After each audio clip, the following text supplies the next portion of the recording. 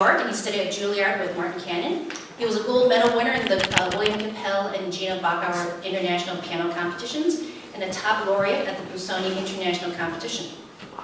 He's performed the complete solo piano works of Brahms in a series of 6 programs in Boston and recorded the complete etudes of Scriabin for Superphone. He has performed the 10 sonata cycle of Scriabin in many important international venues, including a multimedia presentation with symbolist artworks. He has made many recordings with his wife, the violinist Solomia Soroka, for Naxos and Toccata classics, including the violin piano sonatas of William Bolcom.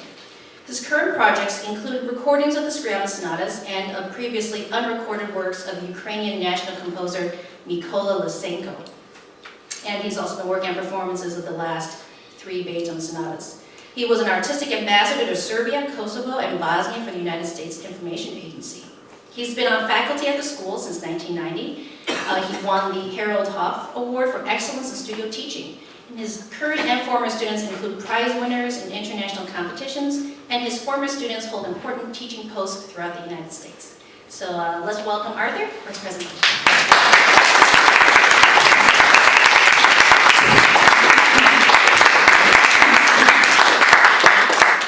Thank you, Elena. I didn't realize I did all those things. It's strange to hear them all in a row. When I'm invited, which happens often these days, to give master classes in different schools around the country, I really like it when I get to teach Mozart. That's my favorite one to teach. But I rarely actually teach Mozart at school because education has gotten so purpose-oriented. As you know, in general, everything is like getting a job. It just seems to have to be like that. And so the students learn repertoire it's like a token to the next step, and they need it for this audition, or they need it for this competition. So if you're going to you need a classical sonata for an audition, Beethoven is much more effective. And then Haydn is actually a lot easier to make it sound good. Mozart is more difficult, so rarely they play Mozart. And although in the summer I've started doing a festival in Perugia, which is a great summer festival. The students, and I even have some younger students going to it now, that they all get to play concerto with an orchestra there. And there's a list of concerti, and most of them are not the big, there's one Rachmaninoff, but there are a lot of Mozart concerti, and so some of them are playing that, so at least there's that now. But there are 2 general themes that I want to kind of stress today.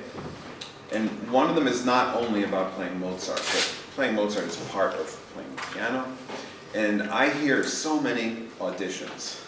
I'm a real expert in hearing people play for 15 minutes at a time. Auditions and juries, and we have more and more. The level is going up and up every year. But it's troubling to me that people sound so much the same. I mean, they're all so good, and they're musical. I wouldn't say, it's not as if the old criticism was, oh, somebody just plays technique and they play with their fingers and someone else is musical. That's not the case now. I mean, they're all musical. And there's this kind of polish and the sheen to everything. And the phrasing is pretty similar all the time. And so there's very little difference. I mean, every once in a while someone comes in and plays the second Chopin etude even faster than anybody else, and so they stand up because of that. But in general, there's so little difference between the way people play. And you can tell that listening on YouTube to competition winners too. Say the Chopin competition winner, and then compare how they play the Chopin B minor sonata with the previous Chopin B minor sonata, and there's hardly any difference, and that is a problem. It's a problem for me sitting there listening, especially when it's pieces like Beethoven Opus 110, which so many people play, and it makes it meaningless, really. And so I really feel that there's something wrong with the way people are approaching it in general, and I'll talk about that a little bit in a minute, the philosophy behind how you think about learning piano, or what you want from your teacher, or what's the purpose of what you're doing when you play something. So that's one general theme that concerns me. And another one is, specifically about Mozart, that playing it on a modern piano, which is the most amazing instrument, is very difficult because of all the things that the piano can do that Mozart's piano couldn't do. And things come booming out, and there's much more ability to differentiate voices and things like that. So there's a lot of potential, but so much of what I'm doing when I teach somebody Mozart is to have them cope with this instrument. But I feel that actually one of the highest, I always feel is when I go play a recital somewhere, and I try out the piano in the afternoon before, there's a stage and this beautiful 9-foot Hamburg Steinway or any great piano. It's one of the highest achievements of human civilization. The combination of the hall, because that's part of it, the hall, the piano, the music, it's just, such a high thing and great thing that I treasure. But for Mozart, it causes problems sometimes, so you have to adapt it. So the question is, are we trying to listen to what Mozart's piano sound like and copy that on this piano? Well, I don't think so. That's not what I'm trying to do. And so something that started me thinking about this is Paul Badura-Skoda, and he's an interesting guy. He was here once. We invited him here, and then he wrote this book in keyboard music of Mozart with his wife, and this is from that book. And when I read this passage, it struck me because I was thinking the same thing, but he says it much better. And so I'll just read a few quotes from this page. Like all great creators, Mozart knew how to exploit every expressive resource available at his time. But in his day, feelings were expressed far more subtly than nowadays, and men's reaction to emotional stimuli were far stronger. For one thing, times have changed since he wrote this, and doesn't it seem jarring that he said men's? Yeah. It shows how much time, really, we've gone through quite a shift, and it's not that long ago that he wrote it. But anyway, we'll just excuse him for that. He's a very old guy. He actually went to Peru. He was in Perugia last year at this festival, and he played a full recital. And he is in his 90s, and he's not in good health. And he made his way on stage, and he played in.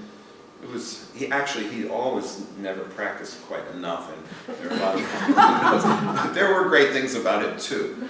But I just have to tell you one thing that happened there. It's in this old 13th century beautiful hall, and there are these big stone steps going up to the backstage area. So everyone's applauding an intermission. He's slowly walking up the steps, and someone on the inside opened the door to try to help him, this big wooden door, and it hit him. He started to fall backwards like that, and there was stone underneath, but someone jumped up and caught him. Right? So, but anyway, that's... Hey, I have a question. So if he wrote it with his wife, what was his wife's name? Eva Badura-Skoda. Eva Badura-Skoda? Yeah, I don't know if she's still alive now, but this was a while ago. She's a musicologist, and I mean, there are a lot of interesting stories about him. When he came here to play, we invited him, and they had recently discovered 6 new Haydn sonatas, and he was so excited about them, and he was presenting them here, and he gave a lecture about them, playing them, and showing how they sound just exactly like Haydn. And right after this, the person who wrote them is a fraud, announced that he had written them. Anyway, but the point of this is about the difference between evoking feelings at different times in history. And Mozart wrote this about one of his performances. Just in the middle of the first allegro, there was a passage which I felt sure must please. The audience were quite carried away, and there was a tremendous burst of applause. So that's like a jazz concert, I guess. Yeah. But as I knew when I wrote it, what effect it would surely produce, I had introduced the passage again at the close, when there were shouts of "E da capo." So, I mean, people don't respond like that now to music at all, to classical music. And Mozart is usually very kind of calm, and it's the first piece kind of warming people up to get used to sitting in their chair. And nowadays, similar means will produce in us only a pale reflection of their original effect. Harmonic strokes, such as chromatically descending diminished sevenths and other bold modulations, usually have little effect on ears that have been dulled. And we know that we've heard so much that when we hear a diminished chord, it doesn't evoke the shock that it would have at the time. And skipping down, the this alteration in the public's aesthetic reaction must necessarily have an effect on the way Mozart's works are played nowadays. One has, it seems, to emphasize emotional effects to modern listeners who are thicker-skinned, and to draw the important psychological outlines with broad strokes, particularly in the serious confessional works. And then how far can or may the performer go in doing this? Well, that's the issue here, that it's a philosophical problem. If you're playing the music, the point of it is to evoke a feeling in the audience. But you can't possibly evoke the feeling that Mozart was expecting they were going to feel, and he was right, because they applauded when he thought so. So what should we do about it? And ultimately, it comes down to common sense and style. So much of it is just basically common sense. I mean, if you try to exaggerate an emotion, then it's not going to be sincere. But if you look in the music and you find a way to get a certain sound that you feel evokes an emotion in you, that's what you should pursue. And it has to be a sincere emotion, but it should have intensity, and it should be an emotion, an affect, not just deciding, okay, I'm going to phrase like this, and here I do a crescendo. As I was talking about in auditions, there's such a difference. Sometimes there is a difference between, say, somebody who plays a Beethoven Opus 110 and 2 in a row. Okay, they play exactly the same. But one person plays it, and it sounds like they're doing a crescendo because they know they're supposed to do a crescendo. And another person does it because they want to do the crescendo. It's just a simple difference, but it makes all the difference. And in a way, if we can find that wanting in the music of Mozart to make it come alive, then it'll be closer, at least, towards evoking the emotions that we want. And one last thing from this page, the simplicity which later generations have often held against Mozart is only apparent. His contemporaries were far from finding his music too simple. On the contrary, they found it too complex and varied. And it is incredibly complex. And I'm going to play one sonata for you, and just in parts, and talk about it. But just, for example, the first line of this piece, it seems very simple, but actually there's so many possibilities and so many things going on in it. And so that also makes the music come alive in a way that we want. Okay, next.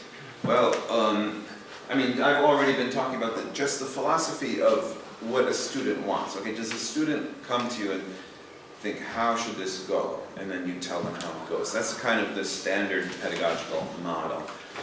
And there is some truth in that, because people don't know, what these signs mean and what people have generally done, and so they have to learn that.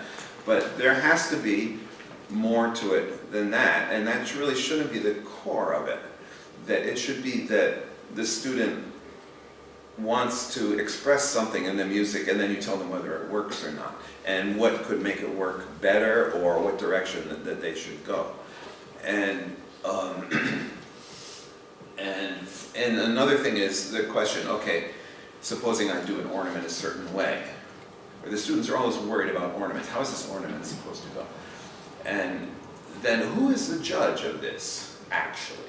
Is it the person who's judging the competition? Is it the pianist sitting on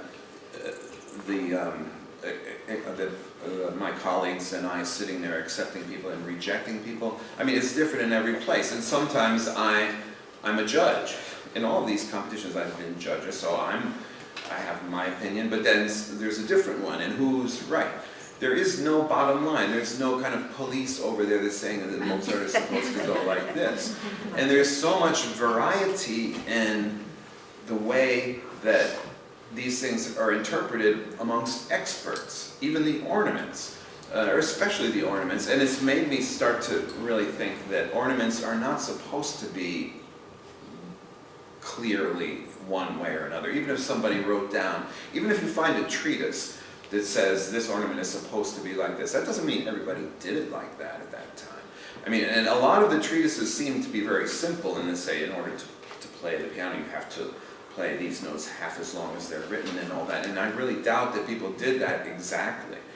But the problem is we don't know what they did from listening, so we have to use that, and then we end up being very rigid about it and saying, well, this is how this goes, and this is how that goes. But they were human beings, and they didn't have, you know, all these lights and everything that we have in all of our, they had their world, and they had just as strong feelings as we did, and that's why they were playing music. And it's so important whenever I'm reading about music of this time, or right now I'm listening to an amazing biography, the audiobook of Bach by John Elliott Gardner. I really recommend this thing.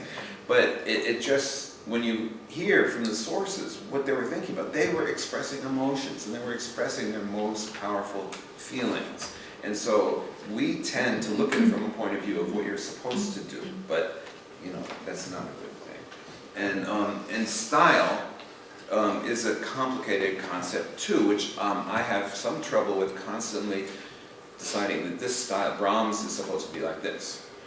Actually, that's kind of, I have to say, I've had a lot of contact with the Slavic school of teaching in Russian school.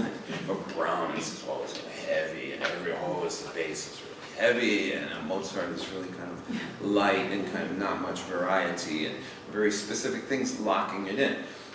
And so, style is a caricature, in a way, of what these people are. But it's also, it is important. I can't say that if I hear somebody play Mozart and that everything is super legato and, you know, it doesn't seem right to me. So it's a balance, and that's why I said it all comes down to common sense. And you just have to think of everything first and then decide how you feel about it and using your common sense. And so what I have here, there's one example that stands out in my teaching that I find is so pervasive in 19th century and 18th century music, a problem, which is the way the composers would write a dotted rhythm and a triplet together. So you know this problem, you have 1, 2, 3, and then at the same time you have one with a dot and then a 16th note. And so when I learned, for example, when I was in high school and I played this French, the partita, the second, the Quran from the partita, it's written. And now Wanda Landowska does that with nice crisp 16th notes. And then finally, you know, much later I found out that it seems that they would have played them together. So we know that in Bach. And but even much later than my high school, when I was at Juilliard, and I didn't play this piece, but I heard it all the time, the C minor partita. And so. You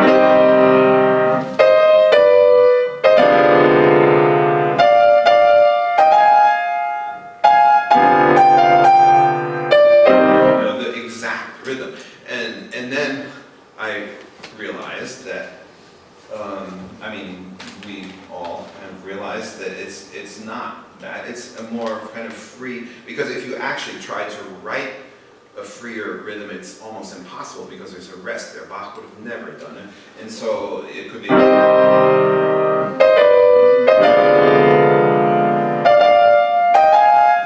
And so that's generally what we hear in auditions these days. Most people know that. But then a lot of times someone comes and plays the old kind of rhythm. And I remember I talked with my teacher, Martin Cannon, about it not too long ago. And he said, well, he likes the old way because he's used to it. But a lot of times students haven't come in contact with this issue. And so then when we hear somebody play with the rigid old rhythm, we think, well, they didn't get a training that, you know, very modern kind of training. But everybody does this. I haven't asked my colleagues what they think about it, but it started to bother me.